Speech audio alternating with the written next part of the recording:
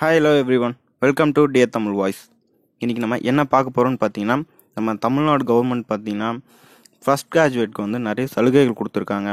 அது என்னன்னு பார்த்தீங்கன்னா, ஃபஸ்ட் கிராஜுவேட்டாக இருந்தீங்கன்னா நீங்கள் எந்த கவர்மெண்ட் எக்ஸாம் எழுதினாலும் உங்களுக்கு வந்து அதில் ஒரு முன்னுரிமை இருக்குது. அதுவும் இல்லாமல் நீங்கள் வந்து எம்ப்ளாய்மெண்ட்டில் பதிவு பண்ணியிருந்தீங்கன்னா அதுலேயும் உங்களுக்கு ஒரு முன்னுரிமை கொடுத்துருக்காங்க. ஸோ உங்களுக்கு வந்து ஈஸியாக உங்களுக்கு வந்து கவர்மெண்ட் ஜாப் கிடைக்கிறதுக்கான வாய்ப்பு இருக்குது. இதை யூஸ் பண்ணி நீங்கள் வந்து ஃபஸ்ட் கிராஜுவேட் சர்டிஃபிகேட் வச்சுருந்தால் போதும், நீங்கள் ஈஸியாக கவர்மெண்ட் ஜாப் வாங்குறதுக்கான வாய்ப்பு இருக்குது. அந்த ஃபஸ்ட் கிராஜுவேட் சர்டிஃபிகேட்டை எப்படி நம்ம ஆன்லைனில் அப்ளை பண்ணி வாங்குறது அப்படின்றது தான் இந்த வீடியோ ஃபுல்லாக பார்க்க போகிறோம். இது வந்து ஸ்கிப் பண்ணாமல் பாருங்கள். அண்டு நீங்கள் வந்து ஃபஸ்ட் கிராஜுவேட்டாக இல்லாமல் இருக்கலாம். இது உங்கள் அண்ணா அக்கா அவங்களுக்கு யாருக்குன்னா ஷேர் பண்ணுங்கள். அவங்க பார்த்து இந்த சர்டிஃபிகேட் வாங்கட்டும். அவங்களுக்கு கண்டிப்பாக இந்த வேலை வாங்குறதுக்கான வாய்ப்பு நிறைய இருக்குது. இந்த ஃபஸ்ட் கிராஜுவேட் யார் யாரெல்லாம் அப்ளை பண்ணலான்னு பார்த்தீங்கன்னா, இப்போது உங்கள் தாத்தா பாட்டி இல்லை அப்பா அம்மா இவங்க வந்து படிச்சிருக்கக்கூடாது. அதாவது 10th 12th ஆர் டிப்ளமோ வரைக்கும் படிச்சிருக்கலாம். டிகிரி படிச்சிருக்கக்கூடாது. அதுக்கப்புறம் உங்களுடைய அக்காவோ இல்லை அண்ணாவோ இருந்தாங்கன்னா அவங்களும் வந்து டிகிரி படிச்சிருக்கக்கூடாது. அவங்களும் டிப்ளமோ வரைக்கும் படிச்சிருக்கலாம். ஒருவேளை அவங்க டிகிரி படிச்சிருந்தாங்கன்னா நீங்கள் வந்து அப்ளை பண்ண முடியாது, அவங்க தான் அப்ளை பண்ணணும். ஒருவேளை வந்து நீங்கள் படிச்சிருக்கலாம், உங்கள் தங்கச்சி தம்பி அவங்களும் வந்து டிகிரி முடிச்சிட்ருக்கலாம். நான் வந்து இப்போ அப்ளை பண்ணலாமான்னு கேட்டிங்கன்னா கண்டிப்பாக அப்ளை பண்ணலாம். ஏன்னா நீங்கள் தான் வந்து முதல்ல டிகிரி முடிச்சிருப்பீங்க. ஸோ நீங்கள் வந்து அப்ளை பண்ணலாம். உங்கள் சிஸ்டர்ஸ் அதான் எங்கள் சிஸ்டர்ஸ் பிரதர் வந்து அவங்களால அப்ளை பண்ண முடியாது. ஸோ உங்களுக்கு வந்து இந்த வாய்ப்பு இருக்குது. ஃபஸ்ட் கிராஜுவேட் முடிச்சிருக்கவங்க இதை அப்ளை பண்ணலாம். இதுதாங்க இவங்க இந்த டீட்டெயில்ஸ் தான் தேவை அப்ளை பண்ணுறதுக்கு. அதுக்கப்புறம் பார்த்தீங்கன்னா என்னென்ன டாக்குமெண்ட் தேவைன்றதை சொல்கிறேன். இதில் பார்த்தீங்கன்னா வந்து உங்களுக்கு வேறு எதனா டவுட் இருந்துச்சுன்னா, எனக்கு நான் அப்ளை பண்ணலாமா வேணாமா அப்படின்ற எதனா உங்களுக்கு டவுட் தேவைன்னா கீழே கமெண்ட் பண்ணுங்கள். கண்டிப்பாக அதுக்கு நான் வந்து யார் யாரெல்லாம் அப்ளை பண்ணலான்றதை தெளிவாக நான் இன்னும் உங்களுக்கு கமெண்ட்லேயே சொல்லிடுறேன். அடுத்து டாக்குமெண்ட்ஸ் பார்த்தீங்கன்னா இதில் வந்து உங்களுடைய ஒரு ஃபோட்டோ தேவைப்படும். அப்புறம் உங்களுடைய ஆதார் கார்டு, அப்புறம் ஸ்மார்ட் கார்டு, அப்புறம் உங்களுடைய டிசி. கடைசியாக நீங்கள் 12th முடித்ததோ இல்லை டிகிரி ஜாயின் பண்ணதோ அந்த மாதிரி எதனா ஒன்று இருந்தால் போதும். அப்புறம் உங்களுக்கு 10th 12th மார்க் லிஸ்ட் தேவைப்படும்.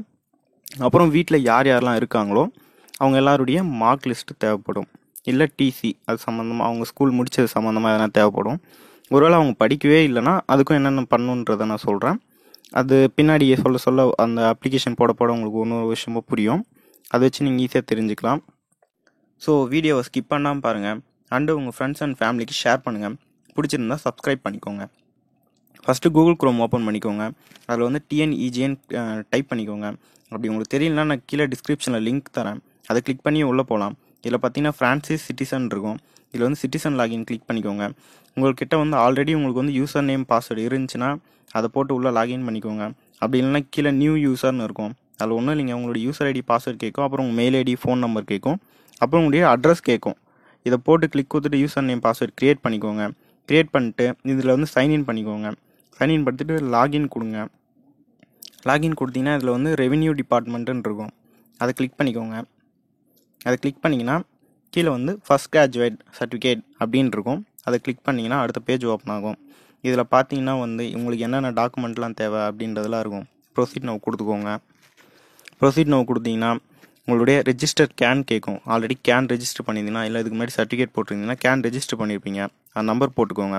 அப்படி இல்லைனா புதுசாக ரெஜிஸ்டர் ஸ்கேன் கொடுத்து உங்களுடைய கேன் நம்பரை க்ரியேட் பண்ணிக்கோங்க. கேன் நம்பர் இருந்தால் தான் நம்மளால் வந்து சர்டிஃபிகேட் போட முடியும். இது வந்து உங்களுக்கு ஆதார் நம்பர் அண்டு உங்கள் ஸ்மார்ட் கார்டு, உங்கள் அட்ரஸ் டீட்டெயிலாம் கேட்கும். அதெல்லாம் போட்டு க்ரியேட் பண்ணிக்கோங்க. இதில் வந்து உங்கள் கேன் நம்பர் போட்டு ஜென்ரேட் ஓடிபி கொடுத்தீங்கன்னா உங்களுடைய ஃபோன் நம்பர் ரெஜிஸ்டர் பண்ணியிருப்பீங்க. அந்த நம்பருக்கு ஒரு ஓடிபி போகும். அந்த ஓடிபி கொடுத்தோன்னே கிளிக் கொடுத்துட்டு திரும்ப ப்ரொசீட்னு இருக்கும். இல்லை உங்களுக்கு அட்ரஸ் எதனா சேஞ்ச் பண்ணால் எடிட் கேன் டீட்டெயில் கொடுத்துக்கோங்க. இல்லை ப்ரொசீட் கொடுத்து உள்ளே போங்க. இதில் பார்த்தீங்கன்னா ஃபஸ்ட்டு உங்கள் வீட்டில் வேறு யாருனா டிகிரி படிச்சுட்டு இருக்காங்களா இல்லை கம்ப்ளீட் பண்ணிட்டாங்களான்னு கேட்கும். நோ கொடுத்துக்கோங்க அதுக்கு. அடுத்தது ரெண்டாவது பார்த்தீங்கன்னா யாருனா வந்து ட்ராப் அவுட், யாருனா பாதியில் படித்து விட்டுட்டாங்களா அப்படின்னு கேட்கும். அதுக்கும் நோ கொடுத்துக்கோங்க.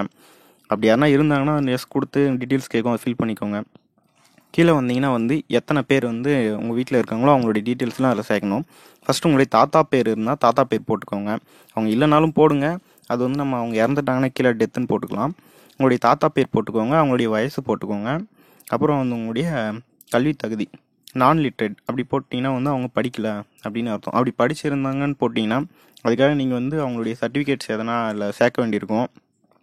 ஸோ படிக்கலைன்னா பிரச்சனை இல்லை, நான் லிட்ரேட்னு போட்டுக்கலாம். அப்புறம் பார்த்தீங்கன்னா அப்புறம் உங்கள் பாட்டி, அவங்க பாட்டியோட பேர் ஆட் பண்ணிக்கோங்க. அவங்க வயசு சேம் அதே தான். இதில் பார்த்தீங்கன்னா வந்து நிறைய பேர் வந்து அவங்க தாத்தா பாட்டி பேர் வந்து ஆட் பண்ணுறது கிடையாது. அப்பா அம்மா பேர் அப்புறம் கூட பிறந்தவங்க பேர் மட்டும்தான் போடுறீங்க.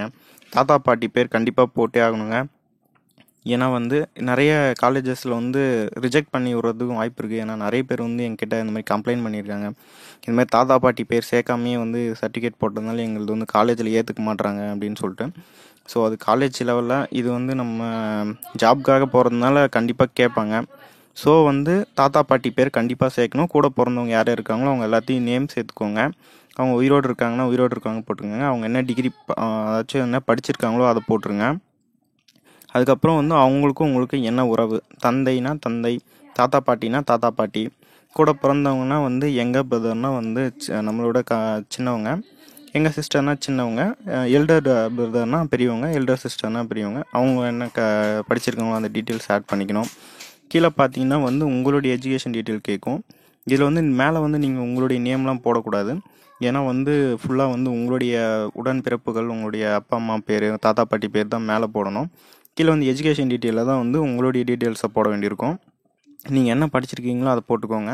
இப்போ வந்து எதனா டிகிரி ஜாயின் பண்ணியிருக்கீங்கன்னா அதோட யூனிவர்சிட்டி நேம், அப்புறம் உங்கள் காலேஜ் நேம் கேட்கும், அதோட அட்ரஸ் கேட்கும். அதெல்லாம் ஃபில் பண்ணிக்கோங்க. அதெல்லாம் வந்து உங்களுடைய காலேஜ் அட்ரஸ் உங்களுக்கு கண்டிப்பாக தெரியும். ஸோ ஈஸியாக அதை ஃபில் பண்ணிக்கலாம்.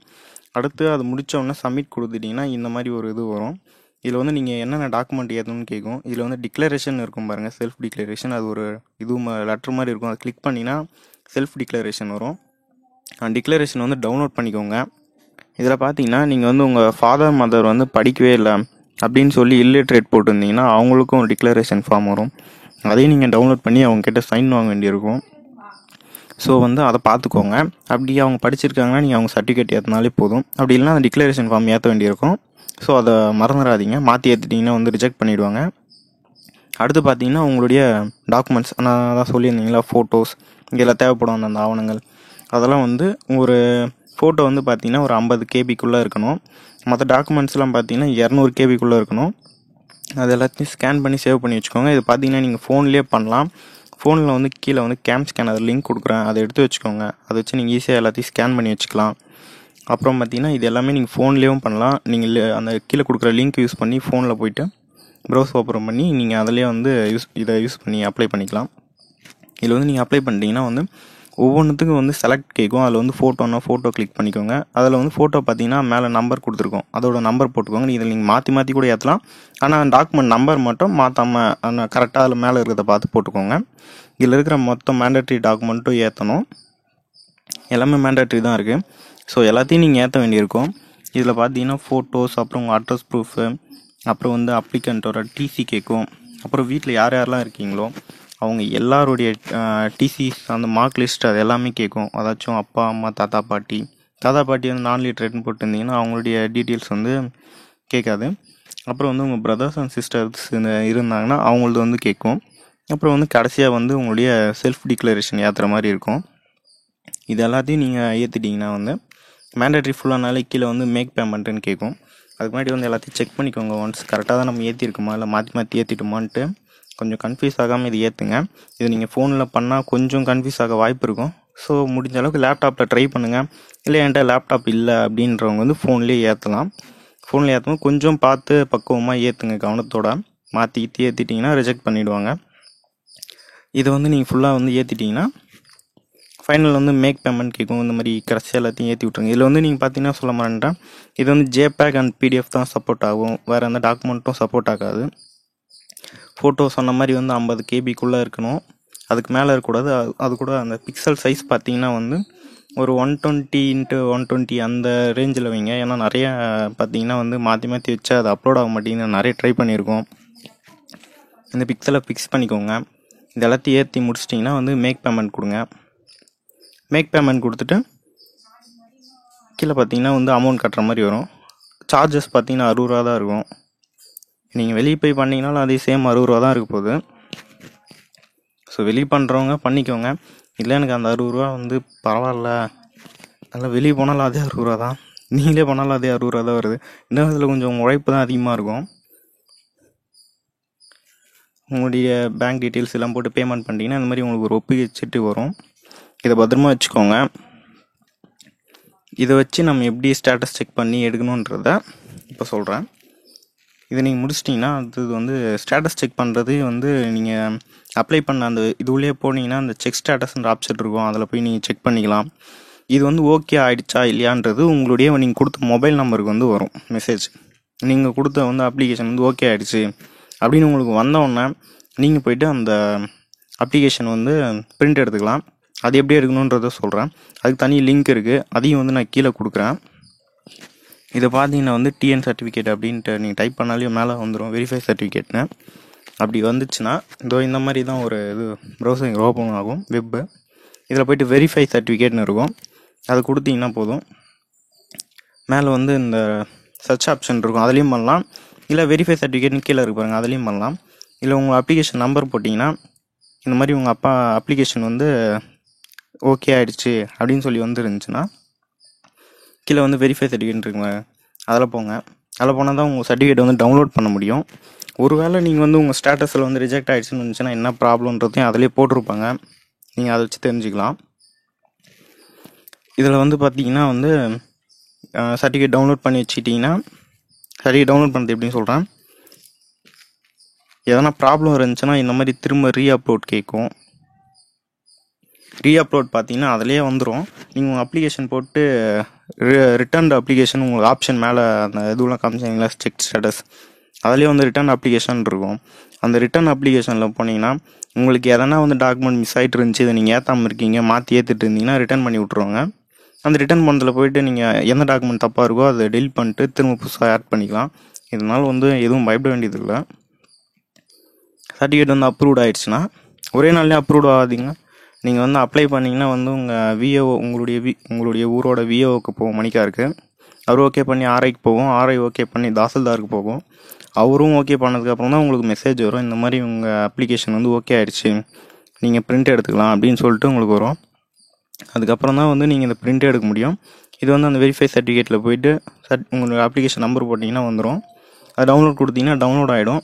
அதுக்கப்புறம் இதில் முக்கியமான விஷயம் என்னென்னா பார்த்தீங்கன்னா கீழே டிக் மார்க் வரணும். கீழே அந்த சர்டிஃபிகேட்டில் டிக் மார்க் பார்த்தீங்கன்னா ஃபோனில் போட்டிங்கன்னா வரது வாய்ப்பு கம்மி. ஸோ அதை மட்டும் லேப்டாப்பில் பண்ணிக்கோங்க, இல்லைனா எதனா ப்ரௌசிங் சென்டரில் போய் டவுன்லோட் பண்ணிக்கோங்க, இல்லைனா டிக் மார்க் வராது. ஸோ இந்த வீடியோ பிடிச்சிருந்துச்சுன்னா சப்ஸ்கிரைப் பண்ணுங்கள். தேங்க்ஸ் ஃபார் வாட்சிங். Bye bye.